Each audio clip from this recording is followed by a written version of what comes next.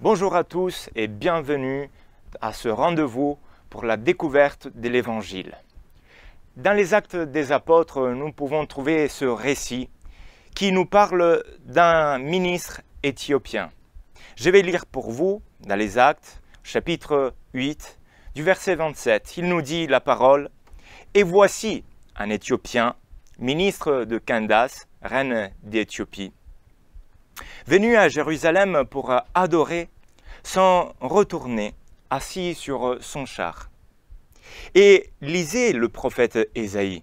L'Esprit dit à Philippe, « Avance et approche-toi de ce char. » Philippe accourut et entendit l'Éthiopien qui lisait le prophète Ésaïe.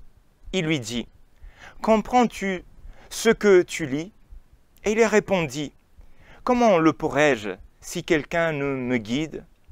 Et il invita Philippe à monter et à s'asseoir avec lui. Le passage de l'Écriture qu'il lisait se trouve en effet dans le chapitre 53. Et je vais lire quelques versets pour vous aujourd'hui. Il dit dans Ésaïe 53, « Méprisé et abandonné des hommes, homme de douleur et habitué à la souffrance, semblable à celui dont on détourne le visage. Nous l'avons dédaigné, nous n'avons fait de lui aucun cas. Cependant, ce sont nos souffrances qu'il a portées. C'est de nos douleurs qu'il s'est chargé. Et nous l'avons considéré comme puni, frappé de Dieu et humilié. Mais il était blessé pour nos péchés, brisé pour nos iniquités. Le châtiment qui nous donne la paix est tombé sur lui. Et c'est par ses meurtrissures que nous sommes guéris. Nous étions tous errants comme des brebis. Chacun suivait sa propre voie. Et l'Éternel a fait retomber sur lui l'iniquité de nous tous. Il a été maltraité et opprimé. Et il n'a point ouvert la bouche, semblable à un agneau qu'on mène à la boucherie, à une brebis muette devant ceux qui l'attendent.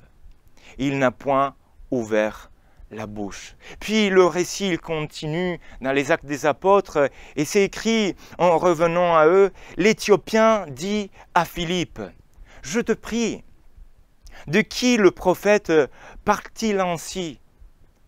Est-ce de lui-même ou de quelqu'un d'autre ?» Alors Philippe, ouvrant la bouche et commençant par ce passage, lui annonça la bonne nouvelle de Jésus. Voici la bonne nouvelle de Jésus aussi pour toi aujourd'hui. C'est la bonne nouvelle de Jésus. La bonne nouvelle appelée aussi évangile. C'est le fait qu'un sauveur est né en Israël et il a grandi au milieu des hommes. Il a grandi comme tous les autres. Jésus, le Fils de Dieu, celui qui est appelé aussi Emmanuel, c'est-à-dire Dieu est avec nous. La parole nous dit aussi que Jésus croissait en sagesse, en stature et en grâce devant Dieu et devant les hommes. Sa préoccupation, sa mission, et je parle de Jésus, était d'annoncer cet évangile. Le royaume de Dieu s'est approché de vous. Dieu même s'est approché de vous. Et Jésus, dans sa compassion, dans tout son parcours, dans sa miséricorde, guérissait les malades et nourrissait aussi les pauvres.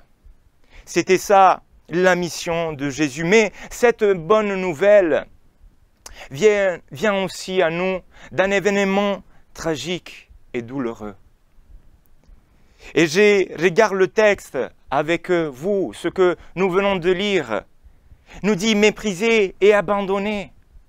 Nous dit aussi qu'il est un homme de douleur, habitué à la souffrance.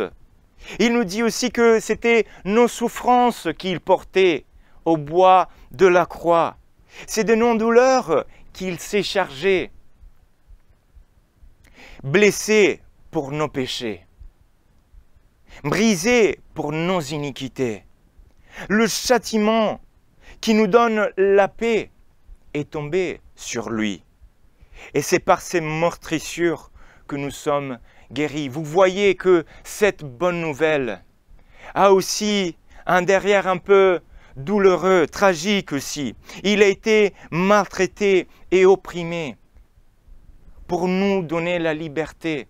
Aujourd'hui, il a subi toutes ces choses-là.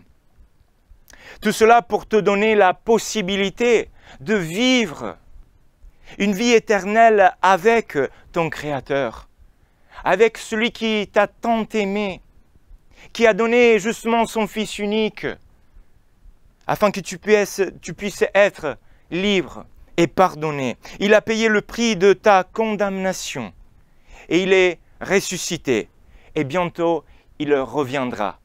C'est l'histoire de Jésus, c'est la bonne nouvelle de Jésus. Reconnais aujourd'hui ce qu'il a fait pour toi et approche-toi de Dieu en comprenant que lui, il a souffert à ta place. Lui, il a payé.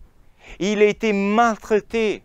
Par ces meurtrissures, tu peux être guéri. Et pas seulement dans le physique, mais surtout dans l'âme.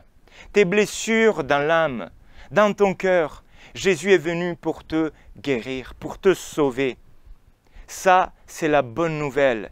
C'est la bonne nouvelle que Jésus nous a laissée, nous a annoncée.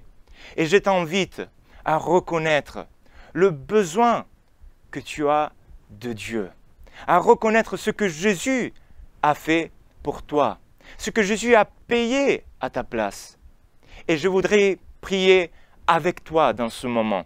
Je t'invite à fermer tes yeux et à prier avec moi.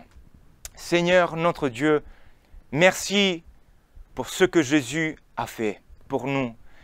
Seigneur, je veux te remercier parce que aujourd'hui je reconnais ce que Jésus a fait pour moi à la croix, ce qu'il a payé pour moi à ma place. Je reconnais que c'était moi qui devais payer tout ce prix. Seigneur, je te remercie parce que aujourd'hui je peux avoir la liberté, le salut en Jésus-Christ, au travers de la croix, au travers de ce qu'il a fait. Et je veux te glorifier, je veux t'accepter dans mon cœur, dans le nom de Jésus. Amen. Que Dieu vous bénisse et on se donne un rendez-vous à la prochaine fois. Au revoir.